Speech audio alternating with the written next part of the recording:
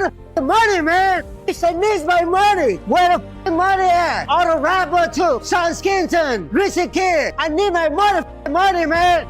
Yeah. Johnny Dang is looking finished, and rappers are not holding back at all. They're yanking his grills out like they never mattered. And Sauce Walka made it loud and clear he's done getting played. Free, you wanted to give me some free that was way smaller than it. Kodak Black didn't sugarcoat it either. He made music his stance crystal clear. Now things got serious. Johnny was arrested over claims of fake jewelry, and the rap world started talking heavy. Let's break it all down. The reactions, the accusations, and how this whole situation exploded. It all starts with Sauce Walka. In my mind, I don't want no free. You wanted to give me some free that was way smaller than it. I don't want no free. You wanted to give me some free that was way smaller than it. I don't want no free. I want my money and I want to go over the top, best of the best, biggest of the biggest, make it. A Sauce Walka, a Houston rapper who had been locked in with Johnny Dang for over 20 years. During that time, Sauce wasn't just a regular customer.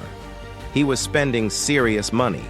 He dropped $500,000 on a Cuban chain, plus custom grills, pendants, and bracelets. Each piece was hitting between $50,000 and $100,000. This wasn't occasional shopping. This was one of Johnny Dang's most loyal, highest-paying clients in Houston. Then March 2026 hit, and Sauce Walka took it straight to the streets. I'm finna take these two aside of me. Go back wall. Go. This wasn't about a small issue or a free piece being off. He was saying Johnny Dang was treating out-of-town celebrities better. Bigger stones, better deals, more love. While Sauce Walka, who had been loyal for 2 decades, was getting less. There'd be times where I would ask him and beg him, be like, hey bro, look, I made you $9 million in a year.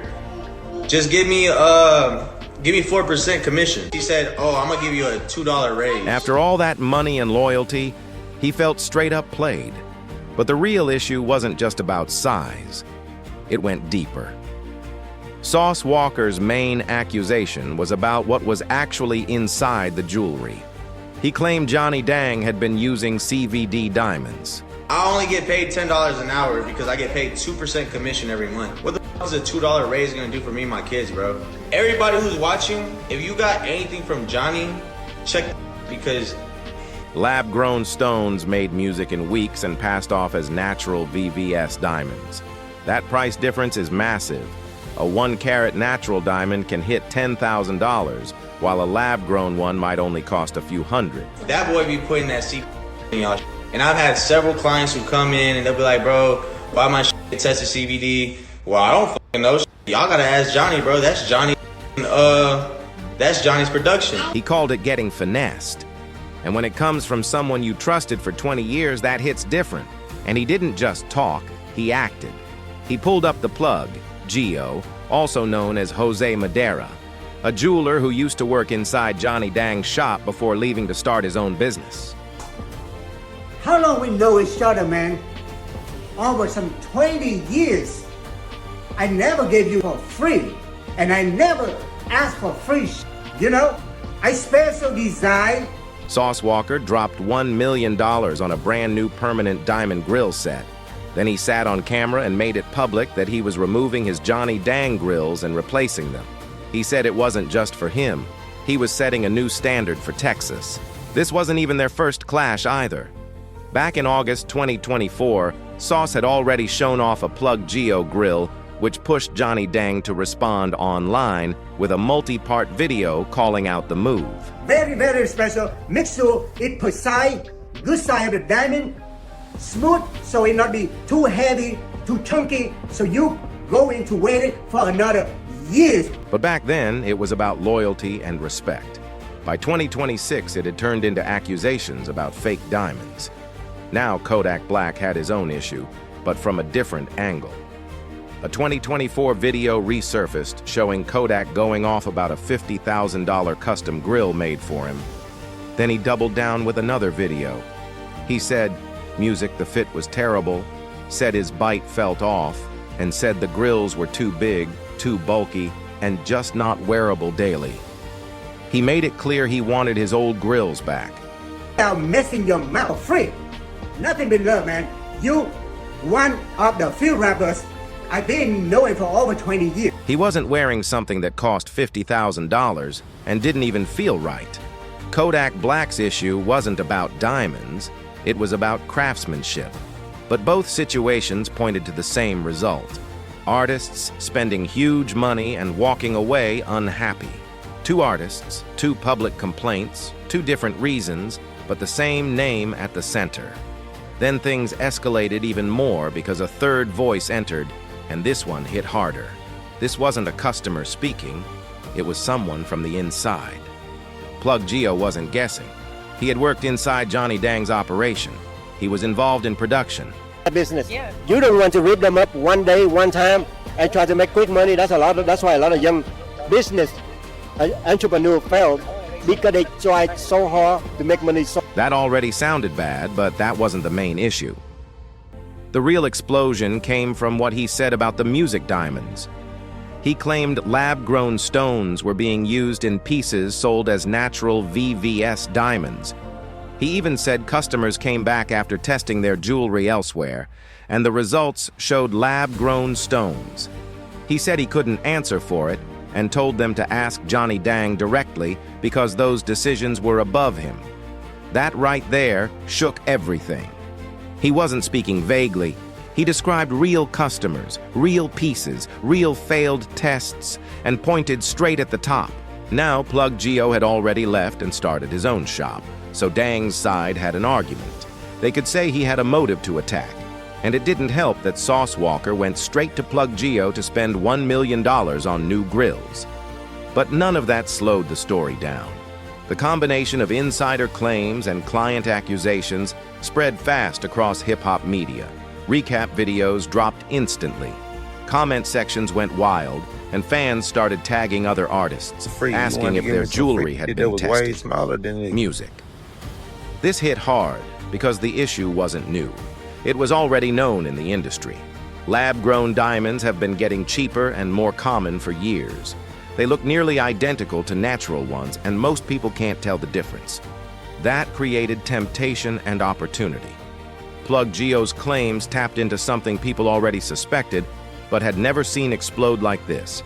And here's what made it worse for Dang. He had already spoken about this problem himself.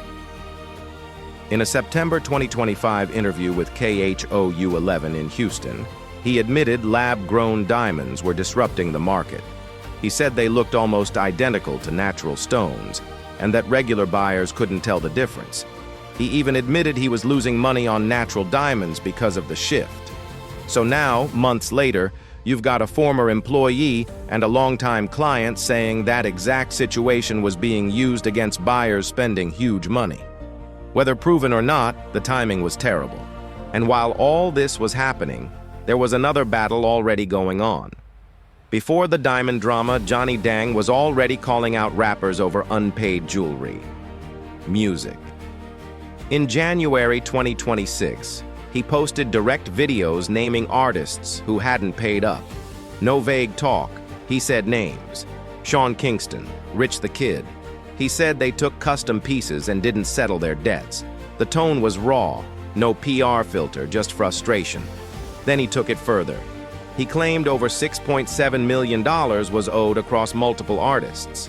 Names connected to that number included Burna Boy, Justin Bieber, Central C, and Lil Baby. The Burna Boy situation stood out. Dang said Burna wanted a custom watch, but refused a $350,000 deposit, so he declined the job. Then he publicly said whatever watch Burna got wasn't a real Johnny Dang piece. This wasn't his first legal situation either, but this was different. Instead of courts, he went public. And then he did something nobody expected. He made a diss track. He dropped a full rap calling out artists who owed him music money. It spread everywhere, Instagram, TikTok, Facebook, because nobody had seen a jeweler move like that before. It was calculated. He used hip-hop culture itself to apply pressure. In that world, reputation matters, and being named publicly hits harder than legal papers. But this situation revealed something deeper. High-value pieces, $50,000 grills, six-figure chains, were leaving the shop before full payment. Everything ran on trust. And when that trust broke, things got messy. The diss track was what happened when handshake deals fell apart. Unpaid money and won over diamond legitimacy, both playing out in public music with millions watching. And then the ripple effect hit. Artists didn't just talk, they started checking their jewelry. Chief Keef became the biggest example. He had been rocking with Johnny Dang for years and had never, music, had public issues. But after Sauce Walker's claims dropped, he made a move. He went to a jewelry store in California, not to shop, but to test his diamonds. That right there showed how serious things had gotten.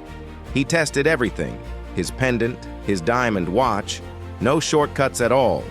Both pieces went through a professional diamond tester, real equipment, no music guessing, and both came back clean, showing as authentic diamonds under standard thermal and conductivity tests. So yeah, the results actually worked in Johnny Dang's favor. But that's not what had people locked in. What really had everyone watching was the fact that Chief Keef even felt the need to test his jewelry in the first place. He didn't go back to Johnny Dang privately or make a quiet call behind the scenes. Instead, he pulled up to a third-party jewelry spot in California and did it all in public, where people could see it happen. That move spoke loud, without saying a single word. Choosing to verify publicly instead of handling it quietly showed just how serious the doubts had become. Even someone with no history of problems felt like he had to double-check. And once that footage hit the internet, it spread fast. It became one of the biggest moments in the whole situation, not because it exposed anything bad, but because it showed the level of doubt creeping into the culture. Now Lil Durk stepped in too, but in a different way. He didn't call anyone out directly, music, but his message still hit heavy. An Instagram story from him started circulating everywhere right after Sauce Walker's claims, and even without names, people, music, knew exactly what he was talking about. He said people need to stop buying jewelry blindly. He said a lot of pieces out there are either fake or overpriced. Then he gave a clear warning: pick one jeweler and stay locked in. But then he flipped it. He said he's no longer blaming rappers or athletes for getting played. He's pointing at the sellers who are moving products that don't match what people are paying for. No names were dropped, but the timing made it obvious what conversation he was stepping into. And coming from Lil Durk, that message carried weight. This wasn't gossip. It felt like advice people needed to hear, something worth saving, worth screenshotting, because it wasn't about attacking someone. Music was about protecting yourself in a game where serious money is involved.